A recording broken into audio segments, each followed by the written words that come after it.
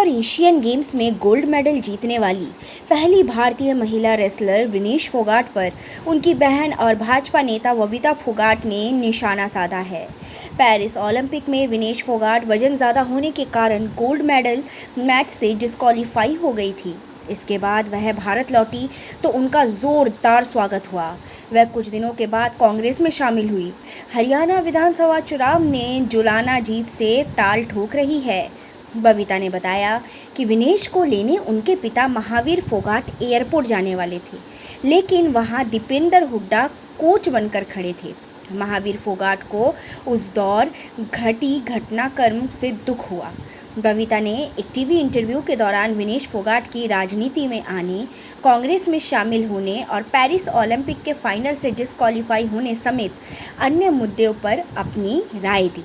इस दौरान वह भावुक भी हुई। इंटरव्यू के दौरान बबीता से सवाल हुआ कि क्या राजनीति में आने के लिए विनेश ने ली सलाह, तो मैं एक बात कहना चाहूँगी, उनकी राजनीति में आने के लिए हर कोई स्वतंत्र है, क्योंकि कोई भी किसी पार्टी को किसी भी समय ज्वाइन कर सकता है। यह उनके खुद के स्वतंत्र विचार और खुद की सोच है। लेकिन मैं एक और चीज़ कहना चाहूँगी कि हो सकता है उनका कांग्रेस पार्टी ज्वाइन करने का निर्णय पहले से ही हो। वो शादीशुदा है, उनका और भी परिवार जुड़ा हुआ है और हमारे समाज में कहा जाता है कि शादी के बाद माँ बाप का ज़्यादा इंटरफेयर नहीं होता। ससुराल वालों के अनुसार चलना पड़ता है, क्योंकि वही उनका सबसे बड़ा परिवार है। माँ बाप भी बेटी को यही शिक्षा देते हैं कि बेटी अगले की सुनना ज़्यादा से ज़्यादा उनकी माननी है और अपना घर चलाना है।